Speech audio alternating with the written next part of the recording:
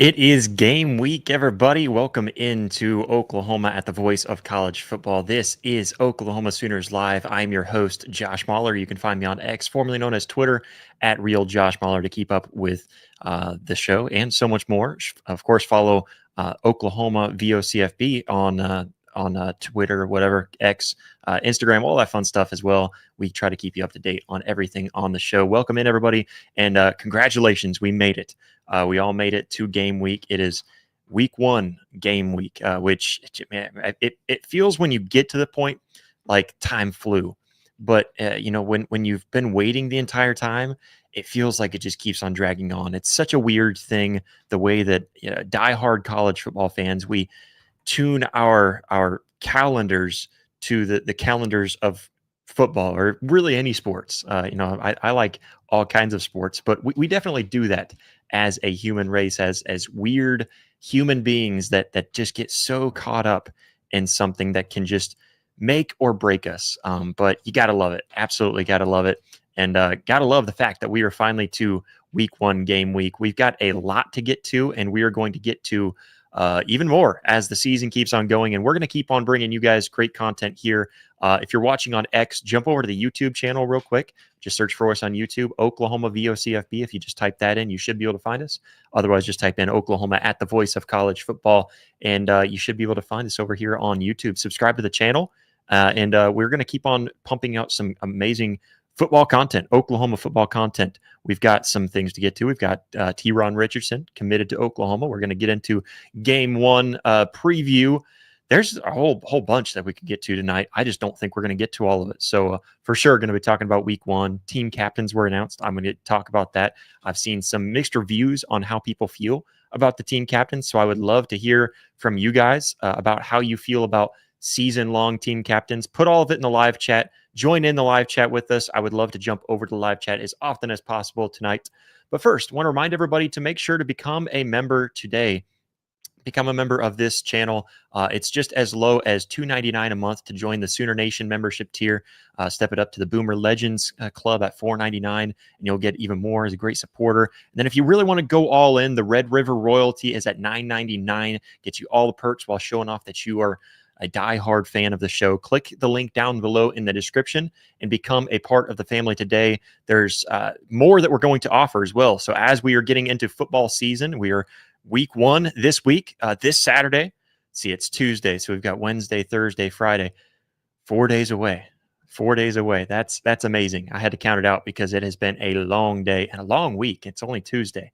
But make sure you become a member, because what we're going to do is we're even going to do even more throughout the football season for our members. One thing that I can tell you is there's going to be a Sunday film room that we're going to put over on the members only. So we will give a little bit of sneak peeks to it for those who aren't members. So we're not going to leave you guys completely out, but there's going to be more for those of you who become members. So make sure to become a member today. Helps support this channel, and we keep on growing. And then, of course, a free and easy, fast and easy way to support the channel is just by hitting that like button, hitting that subscribe button as well if you haven't already over on YouTube. We've got a lot of big things. Also, an exciting one. I know you guys probably would rather me just get to it talking about Oklahoma football, and we're going to get there. But a big announcement, huge shout out to Woodworks Distillery in Oklahoma City. I've been talking with them, and we're going to be doing a live show there next Thursday, the Thursday before game 2 against Michigan, which is huge. Hopefully get a special guest, at least one, if not maybe more. It's going to be me, Chad, and Tierney Smith. So all of the Oklahoma Voice of College Football hosts right there, and you can come and join us live next Thursday. So we're always live Monday, Tuesday, and Thursday at 7 p.m. Next Thursday, though, September 4th, mark that on your calendars and come out and join us at Woodworks Distillery. We're going to get more out there to you guys, more of an announcement post and everything whenever I've got all the details down.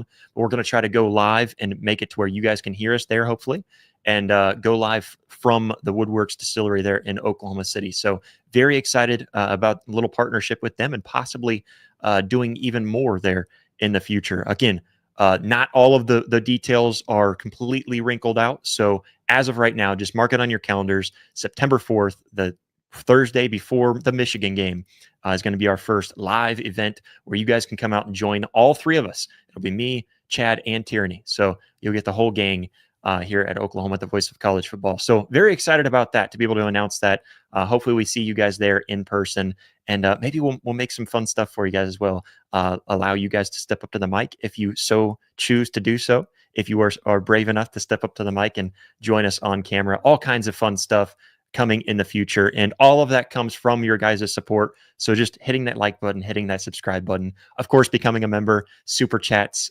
donations, all of that is extremely welcomed. And we would love to have you guys on board. But anyways, let's cut the chit chat. Let's get going with it. And let's start off the episode tonight by talking about some big news that literally just dropped. That's part of why I was a little late to the show tonight, is because Teron Richardson committed to Oklahoma. I had to do a little bit more in-depth adding to my notes out of nowhere, because Teron Richardson just announced his commitment to Oklahoma, one of the newest commitments of the 2026 class out of Hopewell, Virginia.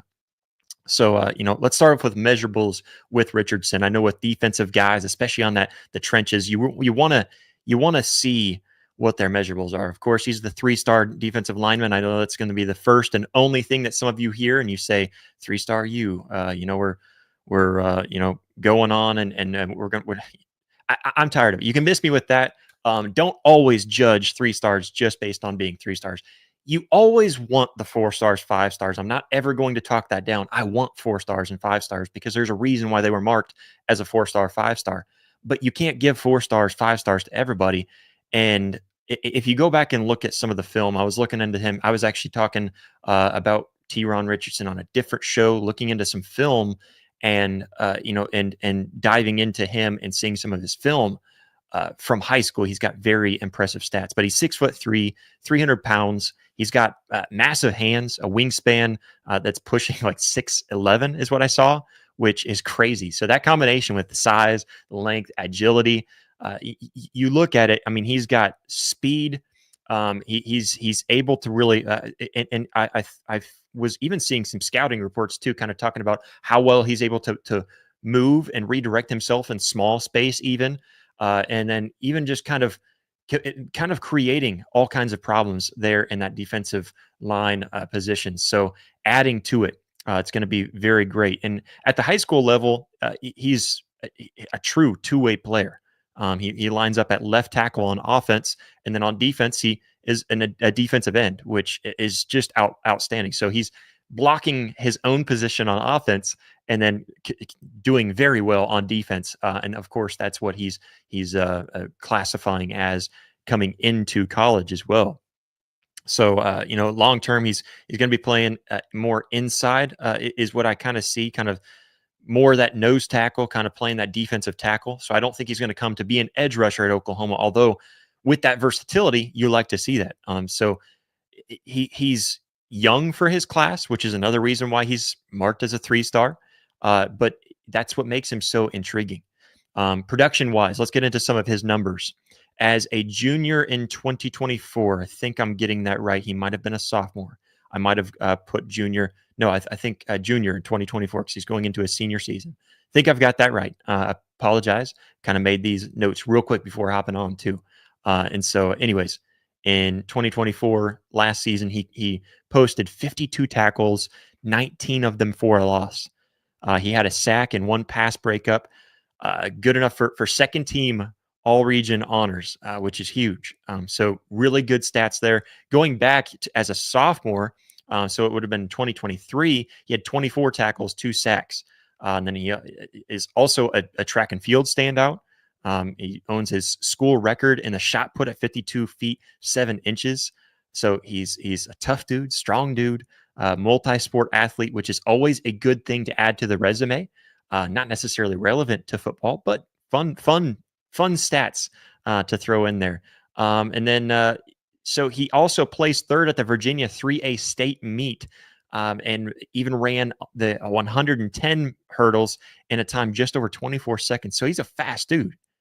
This is a big guy that's like pushing 300 pounds. What did I just say his size was? He's right around that 300 pound range, and he's placing 3rd in the hurdles for 300 pounder running that. That's crazy athleticism, and you're adding that to your defensive line.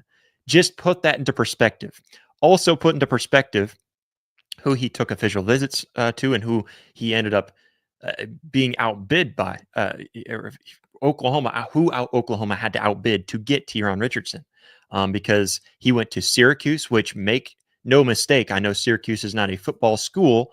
Syracuse is not necessarily a juggernaut team that's going to pull away big recruits or anything, but they are recruiting really, really well. So with that in mind, that's a little impressive. Not really that you're stealing a recruit from Syracuse. I get that. Maryland was also up there, but Penn State, a defensive lineman being recruited by Penn State, just put that a little bit into perspective as well. When we're trying to cut down the 3-star, trust me, okay. He may not amount to anything. He may not play a snap at Oklahoma. Who knows? I'm just saying, don't completely mark him out of the equation just because he's a 3-star. And then, of course, Virginia Tech, the home state for him.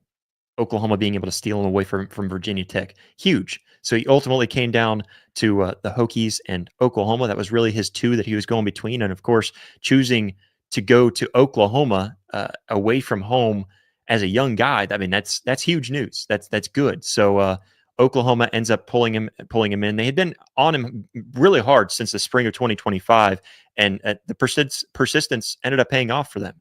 And looking at it from, he wants to come to Oklahoma because he knows that there's a development that he can get from Oklahoma and the staff at Oklahoma that he knows is one of the best at the Power 4 level. And of course, being able to work his way into a starting role possibly, or at least getting significant rotation time there at Oklahoma would be very huge. And of course, gives him it gives him enough of a resume to make it to the NFL. And he knows that. He sees that with the current staff and what they're able to build up within a player. And so obviously he came to Oklahoma for a lot of that. And you see some of the flexibility that he's got inside. It fits perfectly to what Oklahoma is constantly building there at depth, especially at that tackle position. When you talk about Oklahoma and what they've got for tackles, and we'll get to the depth chart later on when we're talking about that here in just a moment. So I don't really want to jump into that and repeat myself too much there, but he sees that. He sees the depth that Oklahoma provides at that position specifically. And so that's huge for him. And coming to Oklahoma is a very big one. So from a recruiting perspective for Oklahoma, this is another big August win for Oklahoma. He's now the third defensive lineman commitment for Oklahoma this month alone. So it pushes the 2026 class to 18 total commitments. There's 10 of them on defense, which means, hey, open your eyes. Oklahoma keeps on building onto that defense. There's obviously an identity being built at Oklahoma that we love to see. Hopefully that turns into production. And I know Brent Venables actually talked about that. I believe that was today when he did his press conference. He talked about that, and he's disappointed in the lack of production and showing that on the field and having things to celebrate. He's disappointed in it, but he knows what they're capable of and what they're expecting from this team. And of course, building recruiting classes like this is definitely going to get you there. Of course, with Jake Krell, you had Bo Bentley that were both top 100 players. And then, of course, you had Deacon Schmidt that ended up committing, and they're not really done either. There was one that they just pulled from a Tank, and I apologize for not writing his name down in my notes. Too many names to go through my head right now. But and you even look at what Oklahoma is pushing after in the future. I know there's guys. Braden Allen is another guy that Oklahoma is pushing after. Jacob Curry, both of them on the defensive line that Oklahoma is also trying to push after and keep on building that defensive line. So bottom line is Oklahoma gets a very high upside, very high ceiling, physical, versatile defensive lineman in Teron Richardson.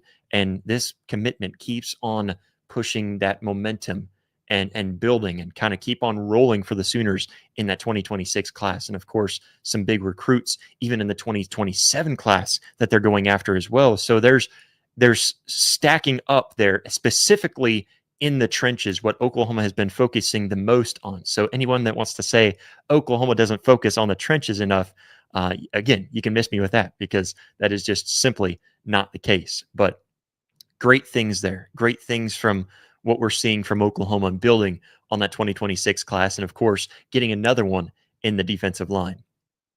For everyone watching on X, if you are watching on X right now, we appreciate it so much. Jump over to the YouTube real quick and join us. I'd love to have you guys join along with us because we're going to get to a lot more, and we're going to get to a lot more specifically about game week. So if you're on X right now watching us live, jump over to the YouTube channel real quick and follow along with us over there. We'd love to see you over there. We're going to cut the X stream, so jump over to YouTube, and we'll see you over there in just a moment. But let's go ahead and move on with it and kind of go on. I'm going to jump to the chat because I see some of you guys are active in the chat, and I always like to reward you guys for being active in the chat. Clement says, "Good evening, everyone. Game week one is upon us. Yeah, we're here. Hopefully, everyone leaves the game healthy on Saturday versus Illinois State." I agree, and we'll talk some about that as well, just because it seems that that's what we're going for. I've got mixed feelings about our depth chart, and we're going to get to it here in just a moment. But great to see you in the chat there, Clement. We got Jimmy Satterfield. What is up? Great pickup today with T-Ron Richardson. Yes, absolutely. Again, he's a young guy for his class, and he has got a very high ceiling. If you see some of the scouting reports on him and see what he's building up, and what he could be. And if you go back and watch some of his huddle highlights, that was what I was watching probably last week or the week before. I knew that we were getting closer to the commitment there, and so kind of catching up on him, big time get. And I thought with Tank, somebody help me here. I might be able to search it real quick. Man, I don't know why I'm missing out on his name.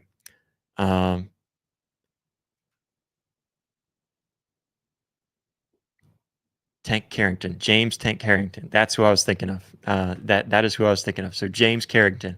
I knew it was there. I just could not think of it. Stealing him from Florida State. That's the one I was thinking of, and it was killing me, the fact that I could not remember his last name. So, anyways, yeah. With all of that building up, you get him. Then also Jake Krell earlier this month. So yeah, it was a big month really for Oklahoma, being able to pick up some of these guys on the defensive line. Sooner Cowboys, a resident here on the channel. Appreciate you jumping in the chat. He says, Cooper Witten, the number 1 2027 linebacker, visiting OU for the Michigan game. Yes, he is there. Jake Krell is there, which you still want to put on a show for guys like Jake Krell who are already committed, but going there to Oklahoma. There's a list of other guys too. I'll get a list together because I want to do that each week if I can remember to. I want to remind everybody who all is coming for visits. And it's nice too for fans to be looking out, and you can see the recruits. Usually they come in, I believe, before the players come in. You can see the recruits coming in, and so you know who to look for.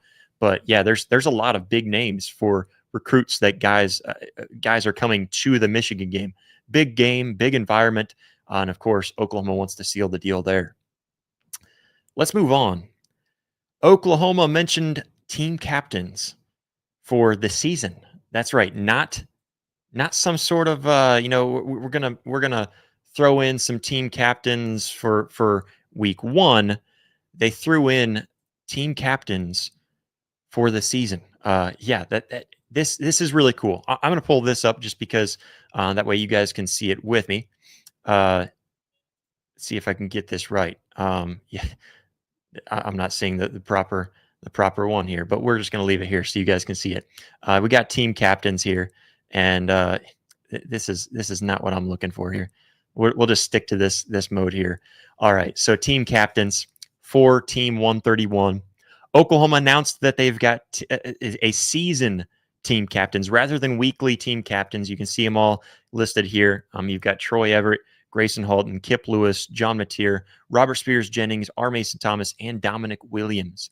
So a great group of guys to see as team captains, guys that I would have expected even if they were still going through with normal team captains, week-to-week team captains, though the way that they've done it in the past with Brent Venables and company since he's taken over and been at the helm. So with these guys, I think that the decision to make season-long captains kind of sparks a little bit of a conversation with fans. Do we like this? Do we hate it?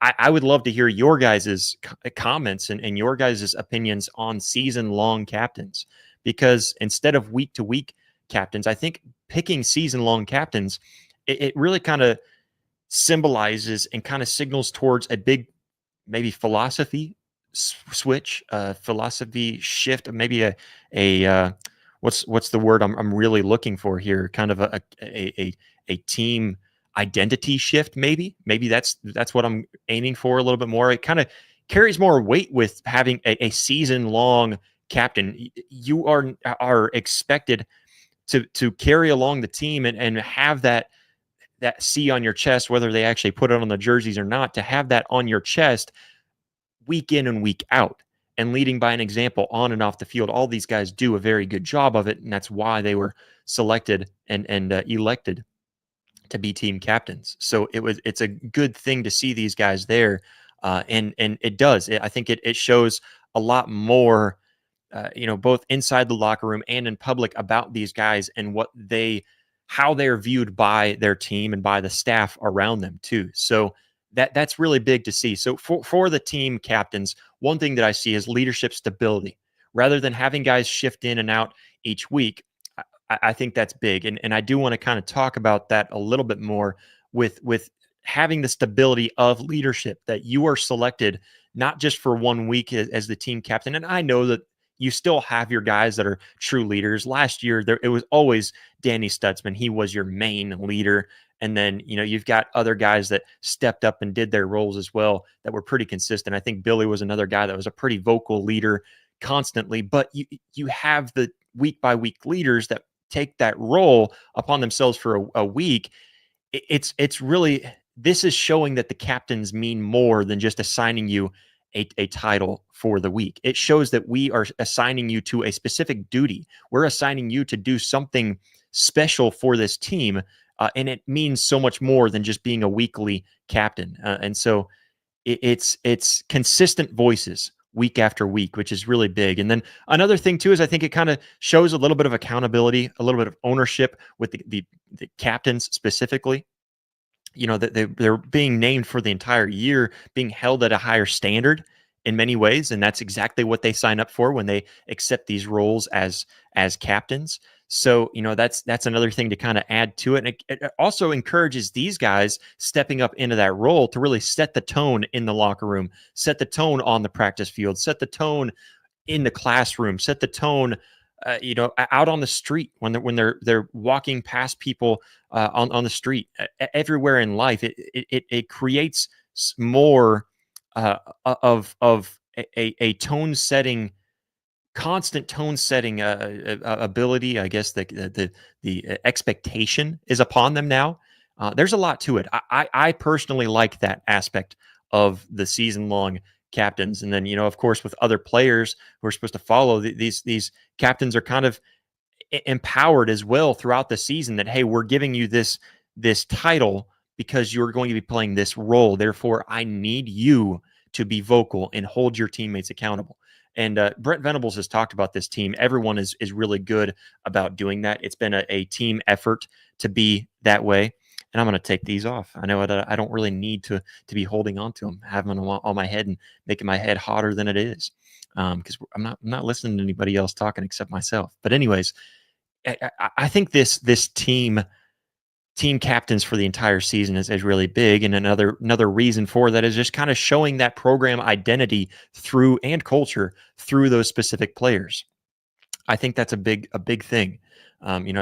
Oklahoma historically has had leaders who always kind of embody that toughness, that work ethic in practice, in the game, always showing that team first mentality. You think back to guys, I think Baker Mayfield is one that sticks out to a lot of us. Brian Bosworth, another big time team captain, the guy that takes accountability for his team and holds everybody else accountable as well. There's a lot of guys. We could go down a list of guys from the past that embodied that team captain. There's even some quieter team captains too. I think Kyler Murray or Jalen Hurts were kind of those guys that they didn't really say a whole lot, but they didn't have to. When they did speak up, it was loud and heard among everybody, and they saw it more by the actions. I think those were guys that were more, I would say, quieter than Baker, obviously, or even Boz was another loud example that I explained there. But there was a lot of those guys throughout the years, and these guys are all now season long captains, kind of creating that identity around these guys because they embody the culture and that identity that Oklahoma wants to carry through them, through with them throughout the season. So that's one big thing, and it also kind of gives recruits, even fans, more clear picture who the standard players are. If your captains aren't out there performing well, then you're going week by week captains. You might have a guy that maybe isn't performing so well, and they're kind of embodying that captain role. That doesn't look as good for the team. But when you've got a guy that's out there performing week in, week out, and showing you what he's capable of, the way that all of these guys will throughout this season, that really shows a lot to, again, the recruits, the fan base, the other teams around you that you're going against. So one thing with the week by week model of the captains, it kind of spreads the recognition across the roster, which is good. It can boost morale, but sometimes again, it creates more of just a title that you're giving to guys rather than earning a specific role on the team. I think that's big. I think that's the biggest thing about the culture around it, and understanding that leadership isn't really ceremonial. It's truly something. It's a foundation that the team is completely built upon, and I think that's what they're going for, and I think that's what Brent Venables has in mind. Obviously, he's mentioned a lot of that throughout the offseason and leading up to the season. So there's a lot to it. I think there's a lot, and then of course into the SEC, kind of showing that stability in the SEC. There's a lot to it. I personally like the season long captains a lot more. I'd love to hear your guys' thoughts on whether you liked seeing different guys get the opportunity week in, week out, which again I think is a good thing. I'm not cutting down the way that Oklahoma did it the past few seasons, especially under Brent Venables' tenure and under his regime, how they have done it in the past. But I do like hear how they're doing it with the season long captains. 1 second here as I take a quick swig here. I've been out in the heat all day. I'm a blue collar worker, so I've been out in the heat all day, and definitely could use a little bit of water. Kind of parched here throughout the day. It was pretty warm today. It got warm. I do see Jimmy Satterfield in the chat. He says the weather should be nice Saturday. It's not very often that you get that, but week 2 I think is supposed to be brutal. From what I was hearing from the weather reports, week 2 is supposed to get pretty warm. But it definitely gets pretty warm during the afternoons for sure. Boomer Sooner, 1982. Boomer Sooner says, I'm so jazzed for this weekend. Absolutely. I think all of us are. And of course, Sooner Cowboys, no water breaks. Hey, that's how we get guys like Michael Fasusi falling over in practice if we're holding out water breaks here. But, and I know I don't have to announce that I'm taking a swig, but there's some people that only listen, whether it's on YouTube or on the audio platforms. Some people only listen to it. So if I just take a swig and they just hear a moment of silence there for a minute, they might think that the stream stopped or something. And this is a live show. All right. So, and we don't cut the audio. I don't think we cut the audio whenever we produce it as a full thing. So, anyways, yeah, kind of announcing it more for those. I do want to announce to everybody, and I should have had this pulled up as well. But we do have a new merch shop that I would love to show to you guys if I can get this pulled up here real quick. I clicked on the wrong link here, but we have a new merch shop for the entire network, and then of course for Oklahoma at the Voice of College Football Fans, we have specific gear for you guys as well. We've got all kinds of stuff to kind of showcase your fandom for the network. And this is some things that, of course, you can come through here if you're not an Oklahoma fan, but you just kind of like to tune in here and show up every once in a while. There's Oklahoma stuff here as well. If I would stop clicking on the wrong stuff, I could probably get us there. But then we've got all of our Oklahoma gear as well. Zeno, for those of you who are residents to the channel, you know the Zeno Zone. We've got the Zeno Zone gear, and then also Baker planting the flag in the SEC. That was a design that I came up with last season whenever, kind of planting your flag in the SEC, Oklahoma planting their flag. So we've got all kinds of merch here, hats, T-shirts, mugs, there's polo, all kinds of stuff, and we want to keep on building onto it. So, of course, your guys' support greatly appreciated there. As always. And so, would love for you guys to go check that out and support the channel a little bit over there. Something that you get in return, so definitely go check that out. vocfb.com/shop. I didn't mention that, but vocfb.com/shop. That is the merch store if you'd like to go over and check that out. But anyways, let's move along. We've got more to get to. We're not done. It is game week, guys. We are not done. I'm going to skip this topic and this one as well. Where am I at here? We need to go to week 1. It's week 1, guys. Week 1 this Saturday.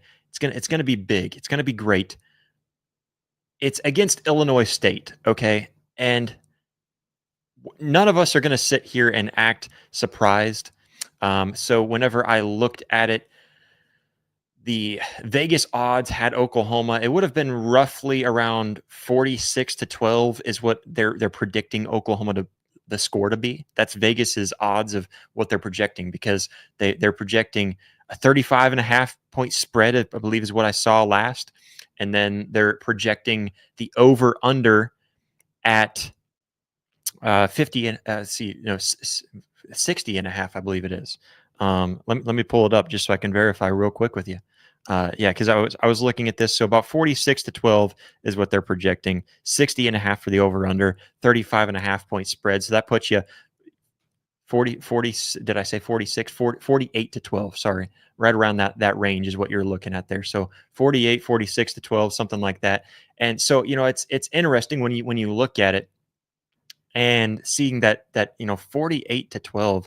I mean that's kind of surprising to me. If Oklahoma were to go in and only beat Illinois State 48-12, man, I don't know if I totally agree with that. I'm not.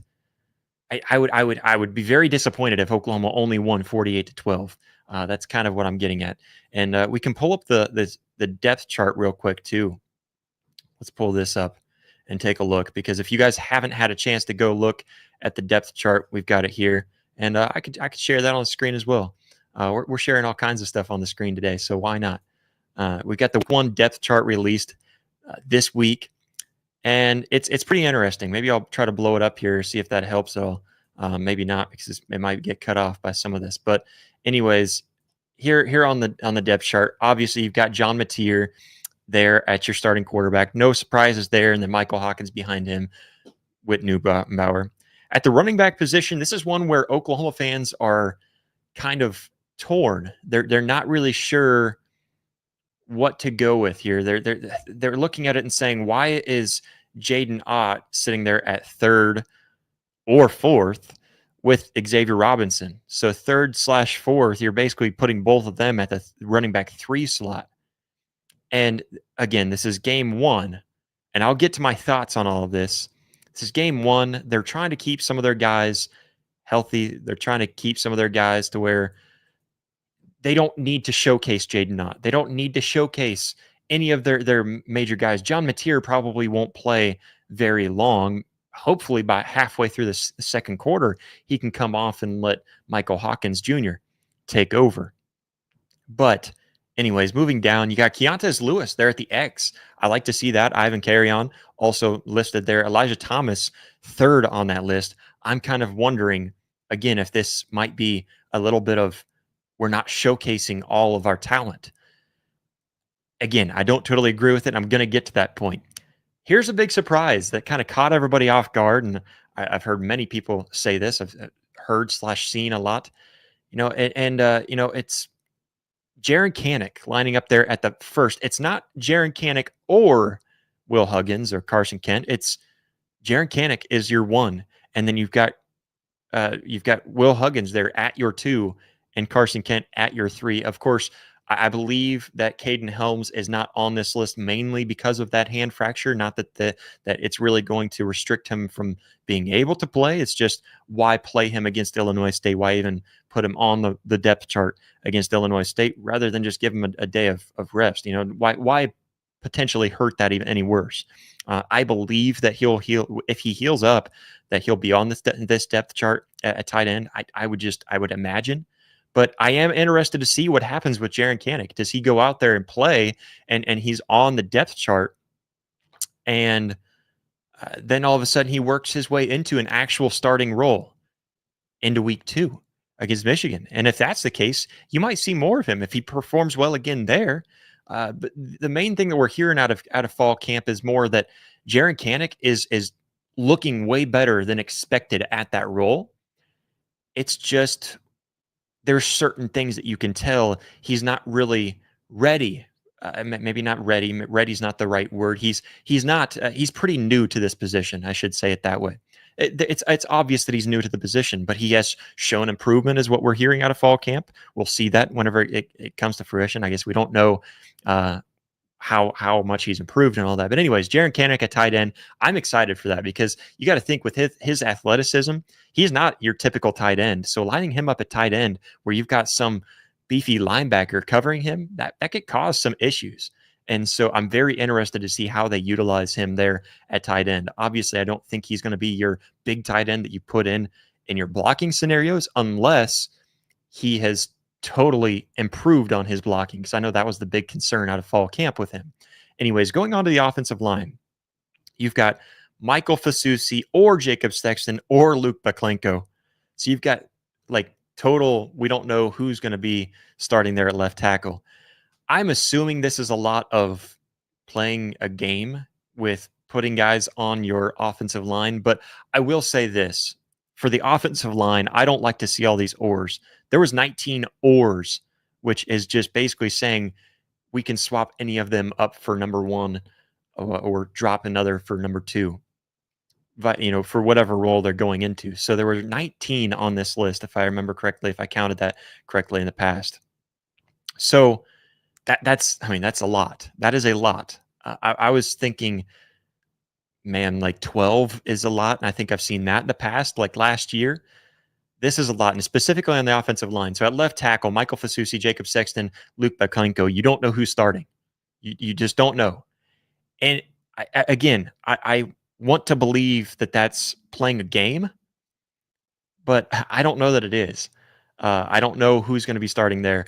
And then at left guard, you got Heath Ozeta or Eddie Pierre-Louis starting there. You got Danny, who's also starting, UK Dan, who's starting there. Or he's going to be your third guy, so he's not going to be the starter. But it's between Heath Ozeta and Eddie Pierre-Louis. Then at center, this has been one that is kind of going around. You don't know who's going to start. Is it going to be Troy Everett or is it going to be Jake Mikula? And I think that's interesting. I think it's really interesting to look at that one. I think Troy Everett is going to be your guy. He is a team captain for a reason. But I am questioning who is going to be that guy that starts there at center for the Oklahoma Sooners come week 2. Really, even in week 1, I'm interested. I could see them doing some shifting, obviously, as you get into week 1 if you get a big enough lead and moving on. But I don't know. I don't like all of these ors, especially at the center position. And then, of course, at right guard, you are going to see Fabechi Wiwu there. It seems that he has pretty much won his position. He's staying there at that right guard position. And then Ryan Foje right behind him, which is really good to see that the young guy is stepping up and he's marked as a secured second string right there. So you're probably going to see him take some snaps, at least in these types of games, because you're going to get your starters out and let your backup guys go in there and conserve guys' energy, conserve their health, all that kind of stuff. And then a right tackle, again, it's playing who's who with Derek Simmons, Logan Howland, or Jake Taylor. Either three of them could start. Going on, you've got Isaiah Satania. I would expect him to be your normal slot guy.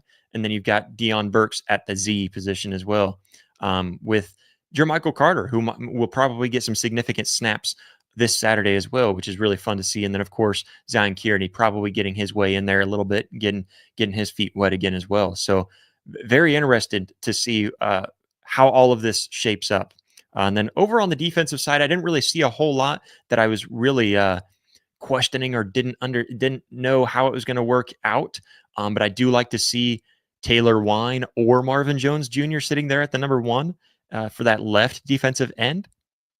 That's interesting to see that Taylor Wine may have a starting position there, or at least a very big role, which is very fun to see. And then, of course, Danny Okoye there, defensive tackle. I think you're going to see Jaden Jackson. He's going to be your main guy. And then, of course, Grayson Holton's going to get quite a bit of snaps as well. Grayson Holton will probably be your starter once he gets up to 100%, but then you're probably going to see Jaden Jackson the most. And then, of course, Dominic Williams and David Stone. You're going to see both of them kind of swapping in and out. R. Mason Thomas is your for sure guy there at number 1. And then you see Kobe McKenzie or Sammy. So again, you kind of got, you don't know who is going to be. I think Kobe McKenzie is going to be your starter there in that Mike position, but Sammy's going to get some playing time this year, and that's really good to see at the linebacker position there at Mike. And then, of course, with your will on that weak side, you've got Kep Lewis, probably going to be your main guy. Owen Heineke, though, a guy that we've heard a lot about at fall camp, he's getting a little bit of attention there, possibly getting some play time as well. And then, of course, Kendall Daniels as well. But we also see Kendall Daniels listed sharing with Reggie Powers at the cheetah position, which I love to see. You don't see Kendall Dolby here on this list, which concerns me a little, but they might just be playing it safe. Just play it safe. Let him heal up. I don't know. Time will tell on that because he's not on this list at all. Cortland Guillory getting that cornerback spot with Jacoby Johnson. They're going to be rotating those guys out pretty fairly often, I would believe. And then, of course, you got Peyton Bowen there, strong safety. You got free safety. You got Michael Boganovsky or Robert Spears Jennings. You're going to see both of them kind of splitting off quite a bit. And then, of course, Gentry Williams over there at corner. Very excited to see him playing more than, of course, Jeremiah Newcomb. Anyways, getting down through this, seeing a lot of guys that you would not expect to be the starters, especially on the offensive line. Now, the offensive line, one reason why you're seeing so many oars is just simply because there is a lot of competition in a lot of these positions. And that's a really good thing for the Oklahoma Sooners to have this year compared to last year. Sorry, I had a dry throat again once again. Sorry, Sooner Cowboys. Quick water break. But with Oklahoma compared to last year, you saw a lot of oars because there was a lack of the competition. This season, it really feels like you're seeing a lot more of that competition, which is a good thing to know. And so one thing is, if there's a lot of these guys that are going to be starting week 1 that aren't your normal starters, I don't like that for one main reason. Get them out there, get them out of the game quick. I'm all for that. If you can go out there and get a lead, get off the field. But for one, you want to know what your true identity is and how you look as a team from the way that it's you're expecting it to all lay out. And then on top of that, specifically with the offensive line, that's the one that concerns me the most. You don't normally have a whole lot of shifting in offensive lines for a good reason. You need a good chemistry. You need a good cohesion there on the front, on that offensive line in the trenches. And so I would really hate to see this if we are rotating guys out a lot on the offensive line. If they're starting week 1, but they're not going to be your normal starters, I would much rather get that week 1 jitters out of the way for your starting offensive line altogether. And so if that's the case, and they're not, you're putting guys in that aren't going to be. Now, if the thing is that they're just not sure yet and they want to really announce that on game day, maybe they're keeping it close to their vest, whatever the case may be, getting those guys in there, I think, is going to be very important about getting your offensive line in there, getting them snaps together against a team that they should dominate. That's what I want to see. So that's a concerning thing for me, seeing all the oars on the offensive line. Everywhere else, I'm okay with you guys. You're shifting guys around wherever it's needed, but the offensive line, I really don't like to see it. Now, jumping over to kind of the game time for Oklahoma. So starting off, I know Brent Venables talked a lot about Illinois State and kind of hyping them up. And I didn't really agree with Brent Venables. And one moment as I take another water break. Apologies. But with Brent Venables, I understand respecting your opponents and not overlooking your opponents. That is totally something that, as the head coach, you should do, and recognizing where they have talent. He was talking up their quarterback. And yes, at the FCS level, Iowa State is a good FCS team. And I see Jimmy Satterfield, even in the chat, says Iowa State's a pretty good FCS team. They're ranked 6th. Yes, they were a former a playoff team, I believe, even in the FCS as well. And so, as from a season ago, and a very much returning team. It's a very very similar team to what they had last season. There's really not much different about this team. But going back to last season and seeing who they played against early in the year, there was a game against Iowa that they played, and that's the one that sticks out to me the most because Iowa hung 40 points on Illinois State, and they beat them 40-0. 40-0, got completely shut out. They moved the ball fairly well and did a really good job in the first half and kept Iowa's offense quiet. But then Iowa turned around and scored 13 in the third quarter, 21 in the fourth quarter. This is, I mean, I don't see how Oklahoma doesn't beat Illinois State. Man, if they only beat them by 50, I'm not content with that personally. Just because we expect this defense, even if you're putting in your three guys on defense, to be able to shut them down on offense. You really expect them to shut anything down. I'll give them maybe 10 points. I'm okay with garbage points being allowed. I'm not one of these fans that I think if you don't shut them out that it's a complete failure. I would love to see a goose egg on the scoreboard. But I really feel like if this offense has improved as much as everyone's making it out to be, and as much as it seems on paper that it has improved with guys like Jaden Knott and with Javante Barnes looking healthy and good, I think Torrey Blaylock, he's obviously listed as the number 2 back there on the depth chart. I think Torrey Blaylock very well could be in this game, and we know what he's capable of. He worked his tail off in fall camp whenever there weren't many guys there to do the job of the running back. He stepped up in a big way. So, I know that Jaden Knott's not going to play a whole lot. I mentioned him. He's not going to play a whole lot. Xavier Robinson isn't going to play a whole lot, if much at all. And I totally get that. You're going to have some of your main starters that may not play much at all, but Oklahoma's 2s and 3s should still be able to hang 50-60 on Illinois State. And with that being said, I think that Oklahoma should just absolutely be able to win way more than the 35.5. I think I said the spread was. And I'm going to give some betting predictions and stuff like that on Thursday. So make sure to tune in on Thursday. I would like to go through some. I don't recommend placing any bets on your own team. That's a terrible tactic. But I'll go down through some of the bets that I like for Oklahoma. Not that I'm taking them, but the ones that I look at that compared to what Vegas has us, I'd like to know where we're at. The spread is absolutely one. I would think that smashing that and probably hitting the over. The over has me a little concerned there at 60 plus points. But I think when you look at this Oklahoma offense, even if you put Michael Hawkins Jr. in at quarterback and you've got Torrey Blaylock in at running back, and you have Zion Kearney. Let's pull up that depth chart one more time and go down the list of guys that you could have at wide receiver. So Jacob Jordan, Jermichael Carter, Zion Kearney. Again, Elijah Thomas. I mean, if you were to have these guys in, would you not feel confident that Oklahoma would be able to run all over their defense as an FCS team? I sure hope so, because last season what we saw against Temple, and I think Temple is slightly worse than Illinois State. If I had to compare the two, I think I would probably mark Temple either at the same level. They're an FBS team, so I guess you got to give them that. But I don't know if I don't think that they're as good as Illinois State. But Oklahoma only hung, 53 on them last season? It was in the 50s. And that was disappointing to see. And the excuse was that they just didn't give everything. And it did look like they weren't opening up the playbook, but it turns out they just never knew how to open up the playbook.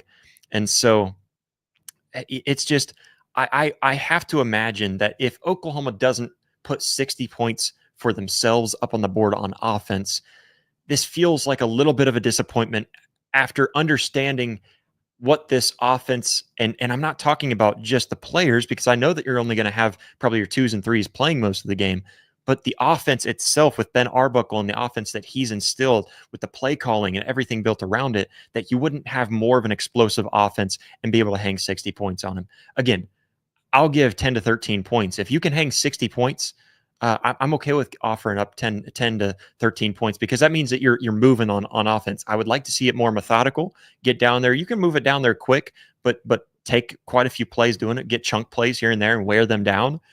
Rather than just 2 plays touchdown. I don't want to see a whole lot of that, because I do want to keep the defense where they're not having to take as many snaps, but also the defense being able to get off the field on third down often, getting some turnovers.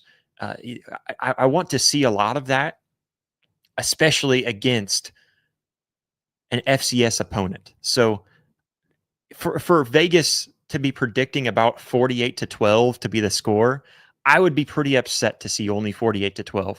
Personally, I would be pretty upset if Oklahoma's not at least hanging 55 points. I think I'm kind of upset just knowing what this offense has been made out to be all season long. I'm going to jump over to the chat here real quick. Let me look through my notes real quick too and make sure that I'm not missing anything. I've got more that we could get to. I do. But I'm not going to get to all of it because I see the time, and I'm tired. Like I said, guys, it's been a long week, so hopefully tonight wasn't a dragging on show. I know that going through that depth chart might have gotten a little repetitious, but anyways, let's go through here real quick. So let's pull up Clement. I agree with the season team captains. They represent the team all season long. I like it. Agreed. 100%. Yeah, I do. I like the fact that they're representing this team all season long. They're holding guys accountable all season long. They've got a specific role that they have to play with this team, which is really big. I like the season long captains way better than week to week captains. But anyways, let's see here. Yeah, Jimmy Satterfield says Illinois State, pretty good FCS team. They are a good FCS team, and I'm not taking that away from Illinois State. I just think, man, I think if Oklahoma's not hanging like 55 points, if they're only winning 48-12, I'm disappointed with that. And I hope that you guys feel the same. I hope that Oklahoma fans feel the same way. Now, unless there's some really good reason for why they shouldn't be winning by more than 35 and a half points.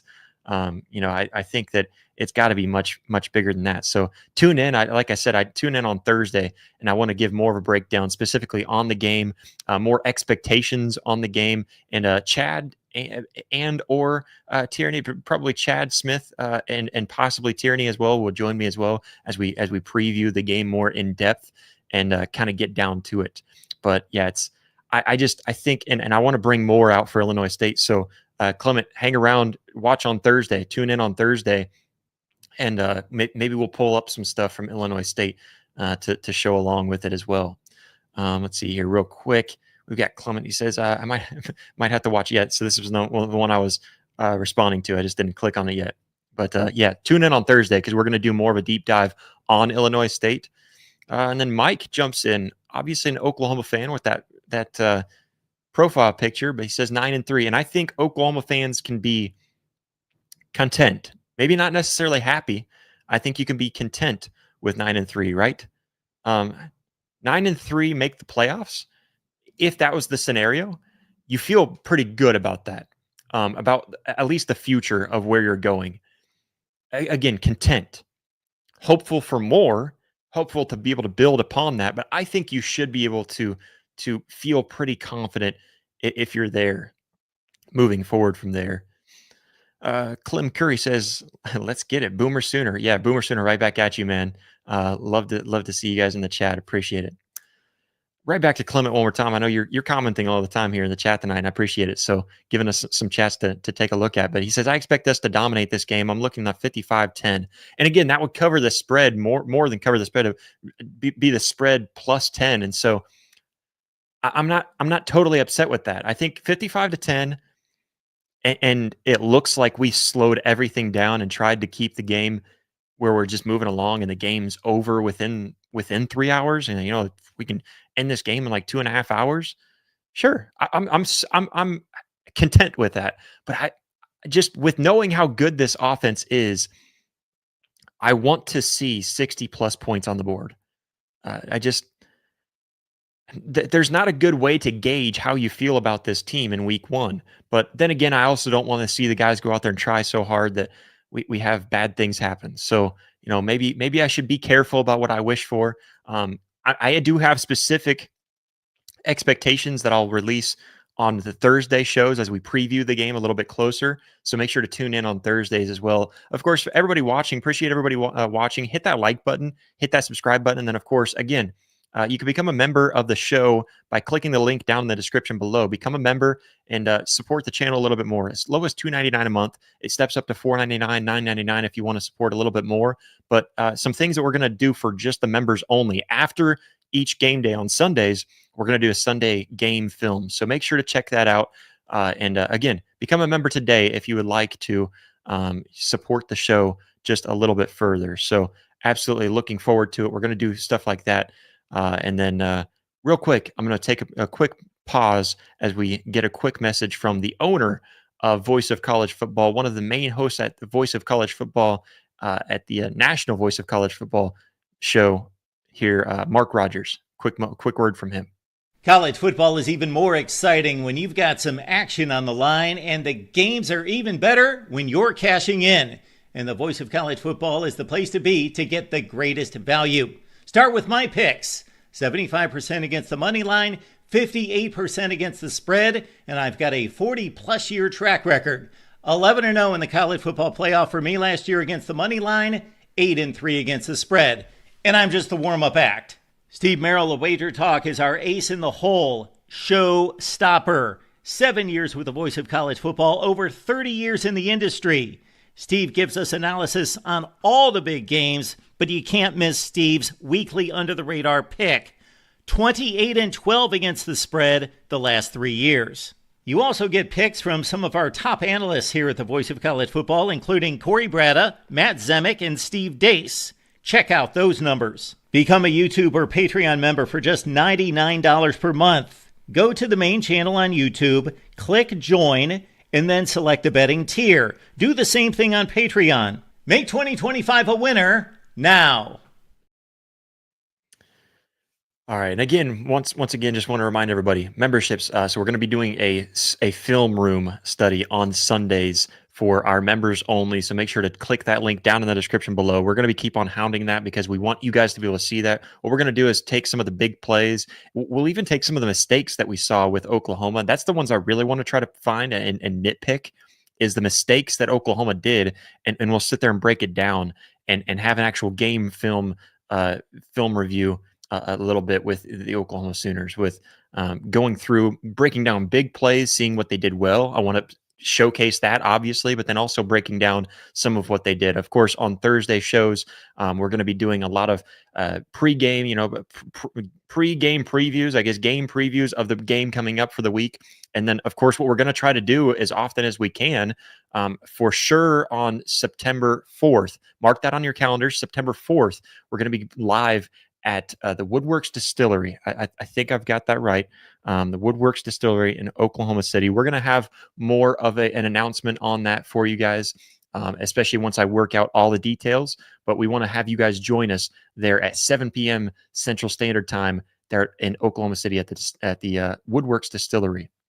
So we're going to be live there in person. We would love to have you guys come up and say hello, meet us in person, all that kind of stuff. You're going to have all three of us hosts from Oklahoma at the Voice of College Football. So big things there. Of course, check out the merch store. If you haven't already, hit that like button, hit that subscribe button. We appreciate everybody so much for tuning in. We'll catch you on Thursday when we're here live for our preview show, as well as call-ins. So check us out here live. We'll catch you guys on Thursday. Boomer.